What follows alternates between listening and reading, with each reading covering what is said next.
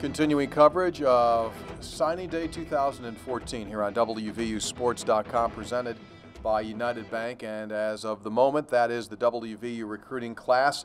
You take a look at the most recent additions, William Crest, Amani Brown, Dante Thomas Williams. They make up the most recent additions to the class. And as I said just a few moments ago, there's one blank space under the name of William Crest.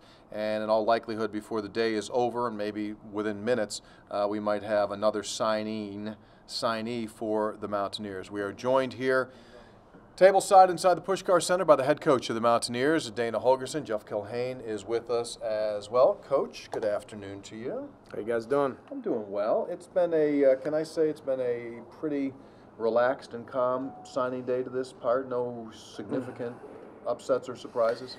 Well, you know, they probably make it out to be the signing day surprises. They probably make it out to be a little bit more than it is, to be quite honest with you. I mean, we've built such a relationship with these guys that we're rarely shocked on signing day. You know, and you know, I don't know how much of this you've been talking about, but the NCAA rules are kind of trying to you know, downplay signing day just a little bit with not letting you send out too many national letters of intent. There's only a certain amount of national letters of intent that you can send out. So we got a pretty good idea what we're going to get back, you know, so which is good news for us. I mean, it's nerve-wracking, you know, and we are anxious. It's probably, you know, more anxiety than anything, just because you want to get it over with, because you spent so much time, so much effort, so much energy and money and everything trying to get these guys signed, sealed, and delivered, and it's good to put closure to it. Just one surprise that you guys had, and that was very early this morning in Dante Angus. People did not have him on your list, and I know that is a very important commitment for you. You try to build up that offensive line. Great size kid at 6'6", 330 pounds, and Ron was just talking about him. He can light up a room, and he's really excited about having him. Yeah, he's got the biggest hands I've ever seen. I mean, his hands were just absolutely enormous, and Coach Mitchell did a good job of locating him. He kind of had his eye on him in the spring. You know, the kid had a lot of attention, a lot of things going on, and then Brian just kind of hung in there with him and brought him to campus this last weekend, and Dante had a great visit. His mother had a great visit. You know, he told us he was coming on Saturday night when we had everybody out to my house. You know, he came up to me. He's like, I don't want to leave. It's like, well, you got to go, but hopefully you sign with us on Wednesday and then come back and you're a Mountaineer. And so we kind of had a pretty good feeling that he was going to sign with us today. What was your biggest theme to your coaching staff as you sent those guys out over the last year to put this class together? What did you tell them that your expectations were, and what did you want? You know, don't just go out there and identify guys that you think you can get. I mean, we need to identify guys that can help us win the Big 12. You know, we haven't changed our recruiting areas. You've been following this for quite some time. You know, the recruiting areas that we wanted to attack were the same recruiting areas that we've been attacking for years and years. And you know, there's good talent in Ohio. Obviously, you know, bringing Coach Gibson back to be able to get into Pennsylvania and pull some kids out of there has obviously paid dividends to us.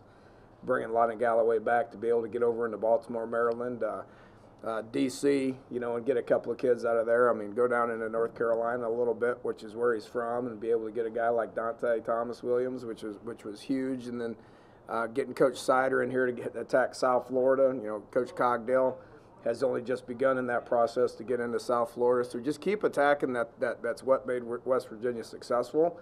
Just go after the guys that can help us win the Big 12. You know, we're not just trying to fill our slots. We're trying to beat out everybody on the East Coast, because we have a product on the East Coast that nobody else can sell, which is the Big 12.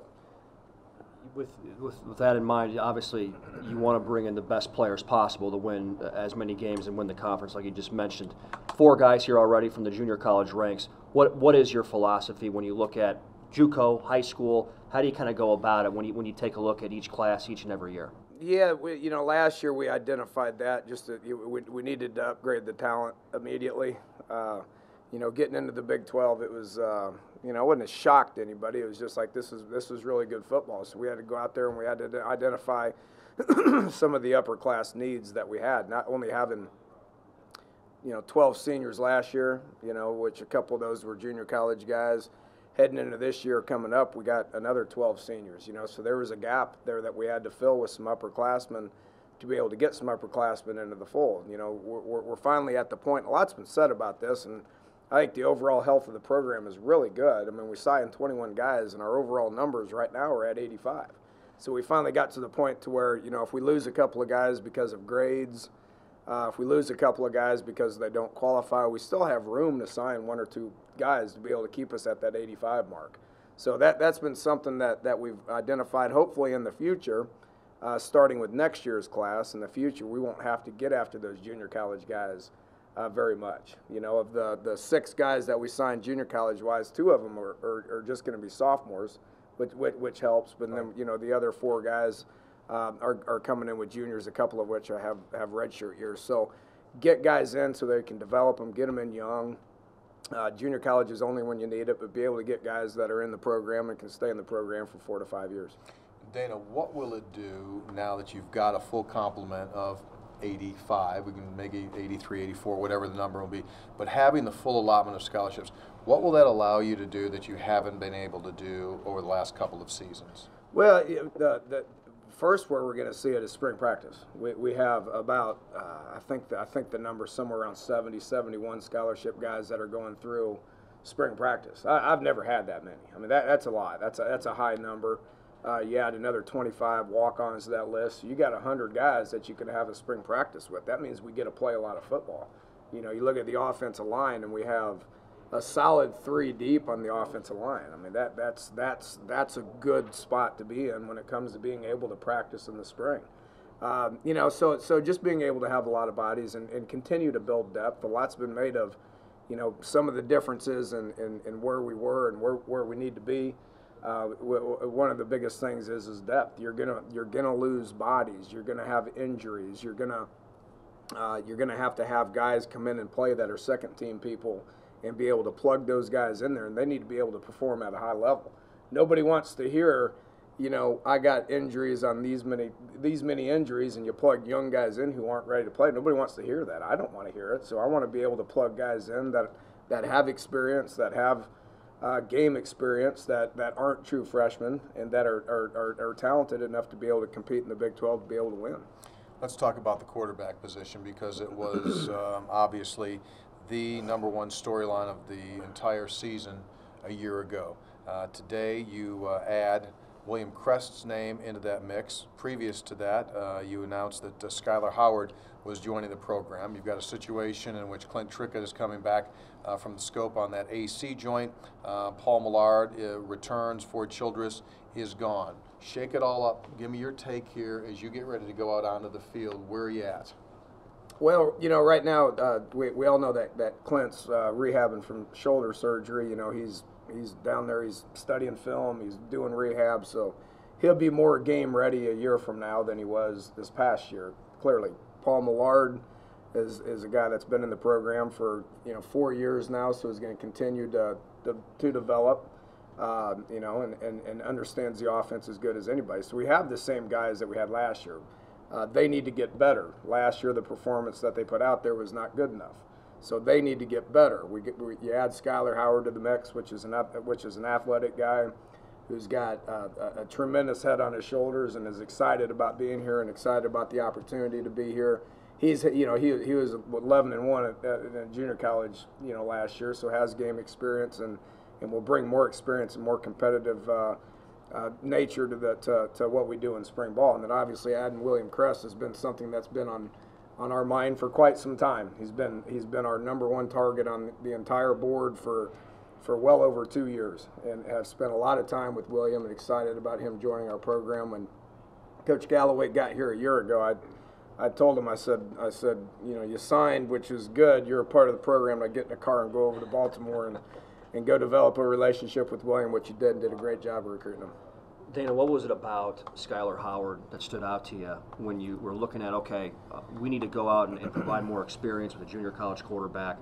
What was the tangible and intangible things that really stood out to you, and why you wanted to go out and get him when you did? Well, we made the decision, and again, we've had William committed for quite some time, and feel very good about William being the future of this program. Whenever that future begins is going to be up to him and what he makes of the opportunity that he's going to be given. With that said, I mean, you need bodies at that position, and we knew we were down bodies at that position a little bit, especially with having 2 of the guys that we have in the roster going to be seniors. We needed to add bodies, and so we sat.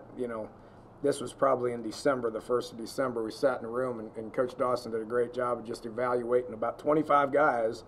And we didn't need to take a guy just to take a guy, but he evaluated about 25 guys, and he came to me and says, this guy is the only guy that we need to pursue.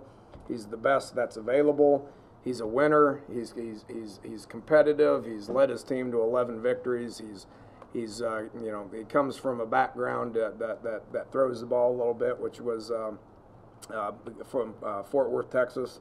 And was very accurate, did a great job of keeping the play alive, which we did a poor job last year with our quarterbacks of keeping the play alive.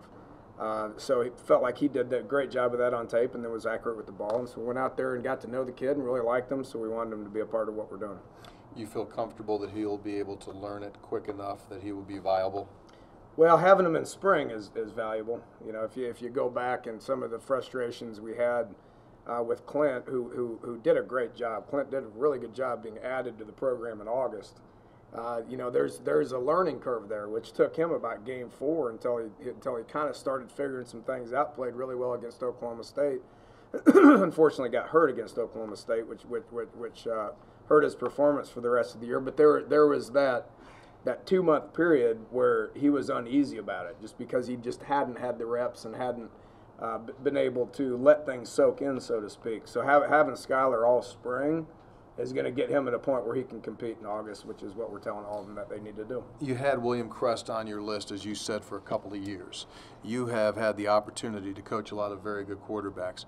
What does he have, Dana, that makes him special? What does he have that makes you excited? He's got those intangibles that you look for with the leadership skill set that he's developed over the years. People follow him. He can, when he sits in a room, he's not a guy that's going to be the loudest guy in the room. He sits in a room and people gravitate towards him. So he just possesses those leadership skills that you look for. He's an intelligent kid. You watch him on film and you see flashes of him being athletic. You see flashes of him performing at a high level. We brought him to our camp in July and worked with him in July. And when after about 20 minutes of working with him, when Coach Dawson was putting him through all these different drills and stuff, I walked right over to his mother and I gave her a big hug and just said thank you, because the skill set is there. I mean, he's 6'2", he's got broad shoulders, he spins it good, his hands are long, which is important, and be able to spin the ball around a little bit, and he's just athletic with good feet. And it's gonna take every quarterback you bring in here. You never know when the light's gonna come on. So the more that you can have that have game experience, you give them opportunities. Whatever they make of those opportunities is what's gonna dictate who ends up getting the reps come game 1. With him in mind, how is that kind of the approach you work with him when he gets here? I mean, he determines what opportunity he gets, or do you feel like you want to slowly move him along? I mean, how do you kind of pace that out from your perspective? Yeah, the only thing I said about that is there are two thoughts. One, NCAA-wise, we can work with these kids in the summer now, where in the past we could not work. Now we can't go out and practice, but we can sit in a film room, watch film. We can be around them down in the weight room and outside with the individual drills that we do without a ball, so we can at least be around them for the majority of summer, where in the past we couldn't do that. That's going to get them ahead. But the one thing I said to him, and I said the same thing to Skylar, said the same thing I said to Clint when Clint came in, is we're going to give you an opportunity. Now, what you make of that opportunity, I don't know. The worst thing that you can do for a young quarterback is put him in a game and him not being ready, because that can really hinder his development. So that's just what we got to do at that spot, is we got to make sure that they're ready, and then once they're ready, let them go. If they're not ready, then we got to be careful about sticking them in there too early. Staying in offense now and going behind the quarterback, running back position, you signed one, and he is an absolute joy to watch. Dante Thomas Williams, 6 feet, 220 pounds, out of Durham, North Carolina.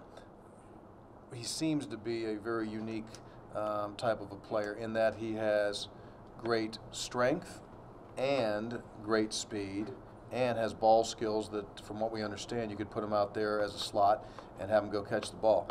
Put him into context. What does he mean to this class? Well, he was important, and you know, along the lines of the same way we attacked William Crest at that position. You know, Coach Sider did a great job of identifying that this was the guy that we wanted, and really recruited him the hardest of any of the running backs that we had. And we got to the point where we really felt good about the relationship that we had with him. Like I mentioned, Lonnie did a great job of getting into North Carolina and you know, being the base recruiter, and then with J1 being able to get in there and be the position recruiter. We had both of them getting in there, developing a good relationship with him, and really just won the kid over, you know, and felt good about it to the point where we kind of cut ties with the rest of the running backs and focused on him. He's a lot like Dreamus. He's about the same size. He's 6'1", 220 pounds, which Dreamus can run, and he can run at about 220 pounds. So they're very similar. Dreamus did a great job of hosting Dante when he was on his visit, and they talked a bunch about being in the backfield back there at the same time, and you know, he'll have a chance to be able to come in and make that happen. Outside of that receiver position, last year it was juggle time. I mean, you were putting different combinations. You were putting out APBs, looking for receivers. Where do you think you're at going out for spring ball, and what do you think you've been able to do with this class? You know, this class I think is you don't know yet. I mean, they're at that point where you don't know how they're going to come in and how they're going to react. Ricky Rogers is here now, really doing a good job. You know, with the off season, he's adjusted quick. He's running good. He's picking up on what's going on. The three guys that you got to just sit there and get excited about is the three we signed last year with Kevin White and Mario Alford and Da'Keel Shorts. Those guys look a million times better than they did a year ago. You know, Kevin and Da'Keel were able to go through spring practice last year. Mario is not, but having all three of those guys come back and be able to go through spring ball and understand what we're talking about is going to put us light years ahead of where we were last year. So you're getting into that situation where you can feather these younger guys in rather than forcing them in. Yeah, so much has been made about, you know, last year with the dynamics that we were dealing with so many first-year players, and I'm so excited about moving forward and not dealing with that, because I'll probably never have to deal with that in the rest of my coaching career. You know, because we do have guys now that understand what the offense is all about. We got more than one body at quarterback that's able to go out there and rep with them. If one guy, you know, is sore, the next guy can go out there and play catch with them a little bit. So, like we've mentioned, depth's good. You know, can Jacob McCrary or Lamar Parker be able to come in and play right away? I don't know, but I know one thing: if they're not ready to play, we're not going to be in a panic mode. Defensively, you made strides from year one into year two in the Big 12, but still nowhere near where you wanted to go. With this group coming in, especially in the secondary, you got some guys here already. I mean, there's some talented players. Drayvon Henry you brought in, obviously, from Aliquippa. And there's going to be some guys from this class, potentially, depending on how it all shakes out, that we could see, that we could be talking about in August, correct? Yeah, you know, and again, it's pretty similar. You know, defensively, we were counting on a number of those guys to come in and play. We knew they were going to have to come in and play, and they did. You know, with all these guys that we got now obviously we can sit here and rant and rave about Drayvon Henry for hours. I mean, the kid's a special player. He's the #1 player in Pennsylvania. He's a huge get. Could have went anywhere in the country. Can he come in and play? Probably so. The need for him to come in and be a every down player on defense is not nearly what it was a year ago. You know, which again falls back into the let's get these guys ready to play, and then once they're ready to play, get them out there and let them make plays. Whether that's game 1 or game 2, I don't know. You said a lot during the course of last season that you wanted to stress player development. You said that is absolutely imperative. That's what's going on down there. That's what was going on down there when we got here early this morning. Are you on course to where you wanted to be along that line? Yeah, I feel really good about it. I tell you, during the month of January, all the coaches came back on Thursday night, and we had early morning workouts on Friday just to be around our guys, you know, and so we got a good Friday morning workout in them, you know, for 3 straight weeks, and then this week we start multiple you know, situations where we'll be around them.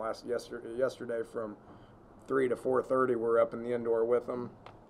Did a bunch of agility stations and a bunch of competition, and it's just good to see a lot of bodies that we saw last year. You know, and we added a few we mentioned the junior college guys coming in with Skyler and Keyshawn Richardson and Sylvester Towns and Edward Muldrow. I mean, there's 4 bodies at key positions: quarterback, cornerback, spur linebacker, and offensive tackle that we needed some more help. So to have those guys in the mix with the other 65 returning guys kind of puts us in position to be able to develop those guys. So looking forward to a great offseason, a great spring practice, and then it doesn't end there because of the new NCAA rules. We'll be able to work with them all of June and all of July heading into camp.